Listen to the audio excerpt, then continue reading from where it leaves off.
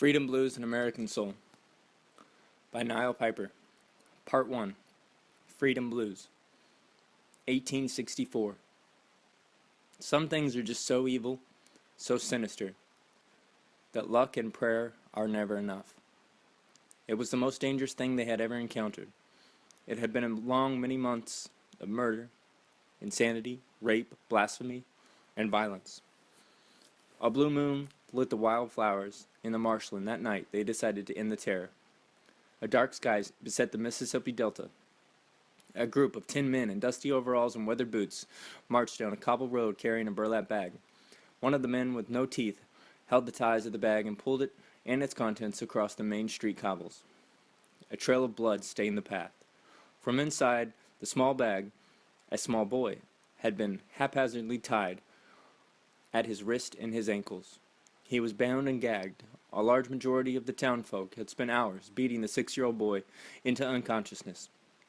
A large welt above his eyes would take days to heal, and another under his ribs was not repairable. The women and children stood at their town porches outside the pharmacy and saloon. Merciless eyes gathered to watch the end. Even several of the slaves had escaped their beds to witness the event. Miss Thatcher held her children near her hip. One of the boys tried to cover his eyes, but Miss Thatcher pushed his hands from his face. He buried his eyes in her dress. The flames above their heads in the town lit the only road. The blue gaze of the moon was nearly unbearable. Everyone in the town felt its glow. Robert E. Lee had just surrendered his forces, and their money was no good any longer. Times were tough, but they were bound to only get worse. The moon had felt overbearing for the past few days. The town's men had met only a few nights earlier and decided what needed to be done. In the town, Eugene, the banker, had offered to capture the boy while he slept in his bedroom. Miss Thatcher had defended the boy for a number of years, but eventually enough was enough. The evidence was more than sufficient to take action, and even Miss Thatcher wanted the boy gone. All was quiet. All had been decided. No words were necessary. Eugene led the pack off the cobble road onto more stubborn ground. As the bag rolled across the grass and dirt, it started to collect a coat of debris. The men walked a few more feet to a tree where they had lynched the slaves. It had been a bit more active of a tree recently, but then again, everything was going wrong recently. The town was amiss. The sheriff was dead, the deputy had lost an arm, and the town church had been burned down. Father Tom was lucky enough to have escaped the fire without as much as a scratch. A rather hefty town member in the back of the pack approached the tree. He placed his right foot on the tree in order to lift his left to its toes and reach for the noose. He yanked hard on the rope. As he did, he looked back at the others to gesture a thumbs up. The toothless man lifted the bag to his chest and dropped the boy and the bag onto a pile of sticks below the noose. He stripped the bag open and rolled the body of the boy onto a pile of logs and twigs.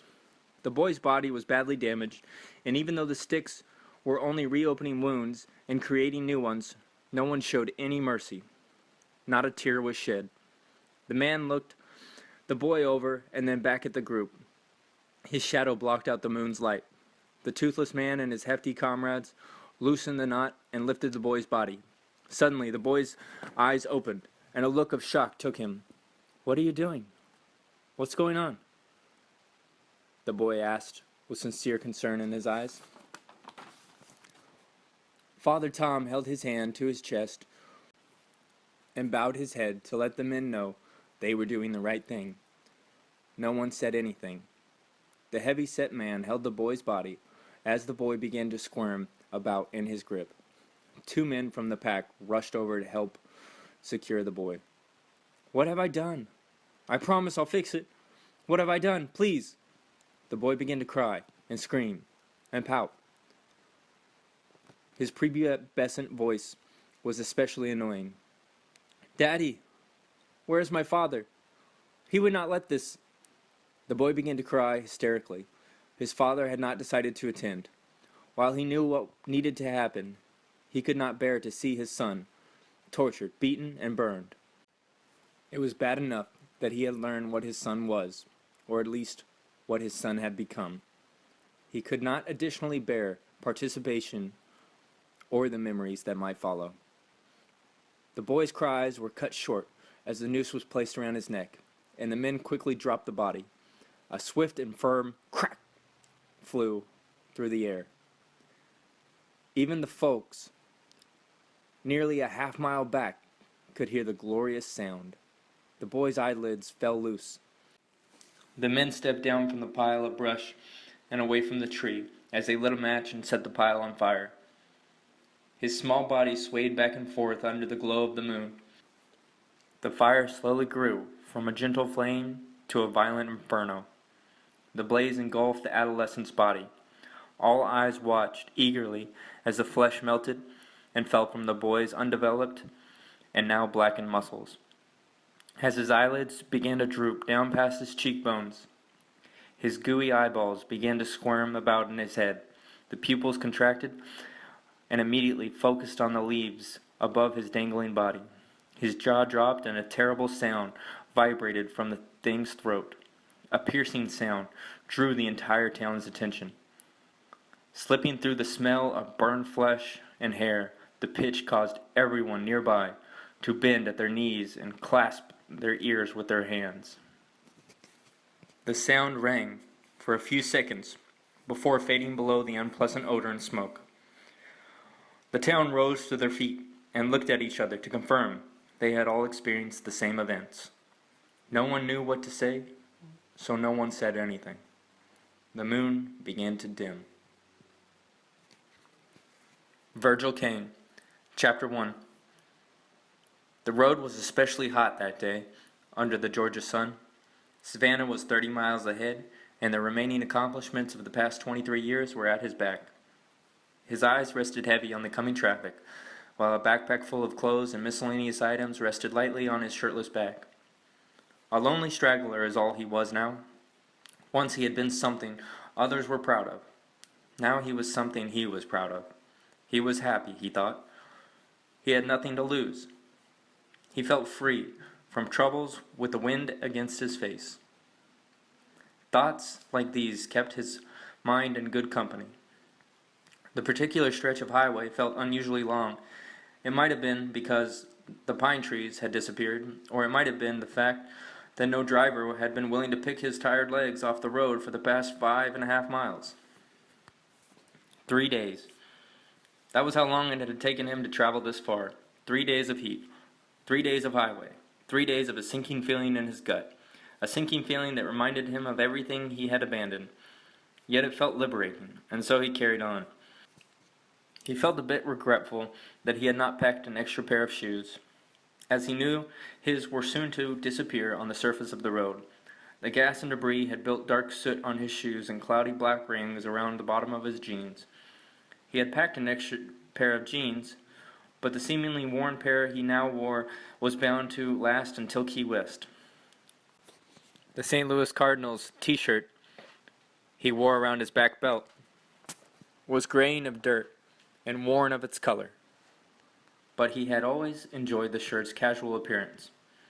He planned to wear this until he arrived at his destination in Key West, Florida, as well. As long as the smell did not become unbearable, he wouldn't worry about impressing others until it was necessary. In Key West, he could switch clothes and find a decent job and place to lay his head for a few months. He might even be able to make money, enough money to pay off his student loans. The American dream, he thought to himself. Once bright-eyed lads had dreamed of having a house and a family. Once a man would work to build a reputable home. Now the American dream was a life free from debt, a life free from many bountiful attempts of businesses and corporations to greedily enslave the youth of a rising generation. Was such a humbling of a generation such a dreadful thing? Thoughts such as these had filled his head for nearly 3 years. They had grown with his nurture and boredom. Some of these thoughts fell flat, but others had become dreams. His blue eyes might have grown a bit too large for his feet, but he only followed his heart. It might have been foolish to get up one morning and leave for southern Florida, but he thought it would be more foolish to look back on a life spent without true excitement.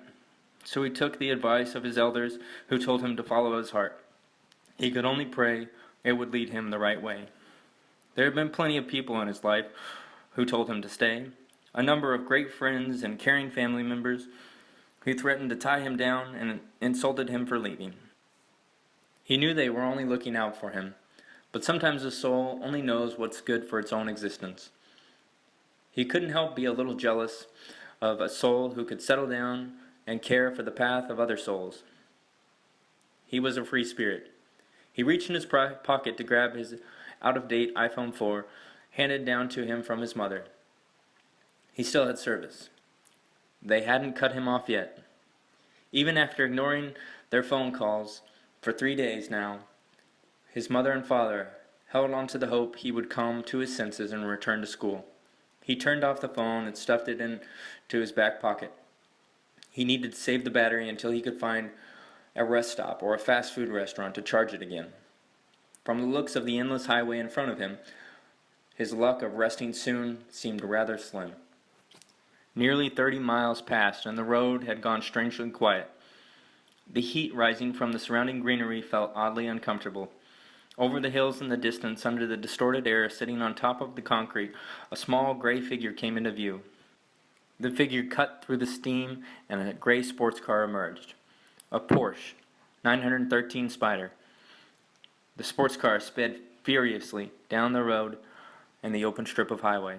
Alone on the road, in all its glory, it began to slow down. The sun hit the hood of the car in such a way as to blind him. The car slid to a stop. A light mist of dirt continued past its smooth gray exterior. The darkened window on the passenger side slowly descended into the door, and a lonesome hitchhiker with his backpack rushed to its side. With a firm grip on a hot car door, the boy looked into the car. He was quickly signaled by the motion of a hand protruding from the shadows of the inner car. There was no hesitation as he climbed aboard and fell into the black leather interior. A sigh of relief fell upon him. Before he had a chance to greet his host, the figure in the shadows leaned forward and spoke.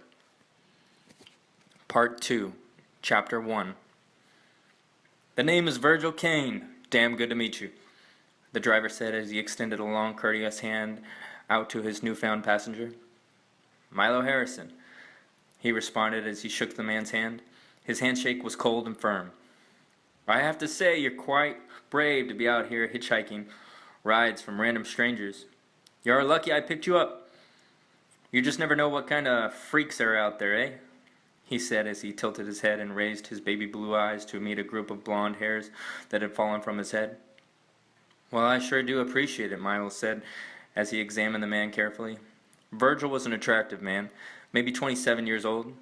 High cheekbones, gorgeous smile, bright blue eyes, hidden behind eyelids that naturally squinted enough just to leave a smoky fade. He was dressed in a gray pinstripe suit, equipped with diamond cufflinks, shiny black shoes, white pinstripes, and a dashingly red tie. Virgil gazed at Milo as if he had expected another word from him. Neither said anything. Virgil let go of his hand, and after a brief moment smiled at it as he brushed his hair back to the top of his head with a heartwarming smile and laugh.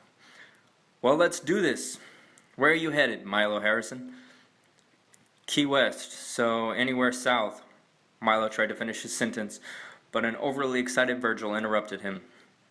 "It's your lucky day, Milo Harrison." He maintained his devilish smile. "I'm headed down south as well. That's where I grew up. I can get you down to Miami. How about that?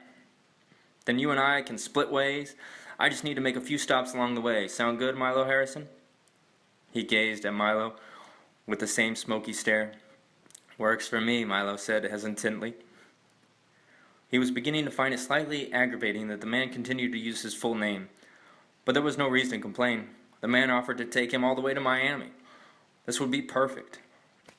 "Damn right," Virgil laughed as he started the engine. "Another 30 hours and we'll be down in Miami.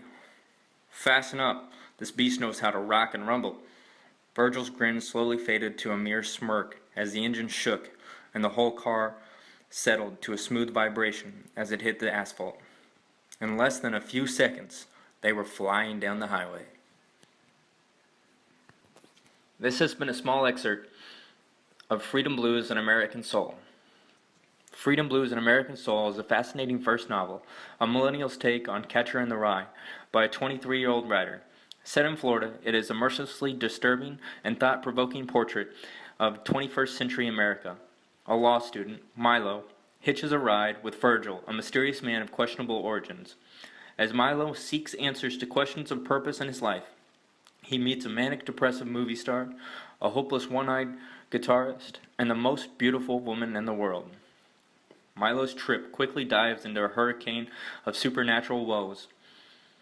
Through mansions, ghettos, and a satanic ritual, Milo begins to consider the fate of his own soul. A relentless snapshot of religion and the American dream in an age of debt and greed. Knial Piper takes the reader on a nihilistic ride through the past, present, and future. Freedom Blues and American Soul captures the voices of a generation. Hey everybody, thanks for listening. This has been Knial Piper. For more information about Freedom Blues and American Soul, follow me on Instagram, Facebook, and Twitter. All profits from this book will be donated to the Alzheimer's Association. And again, thanks for listening, and read on.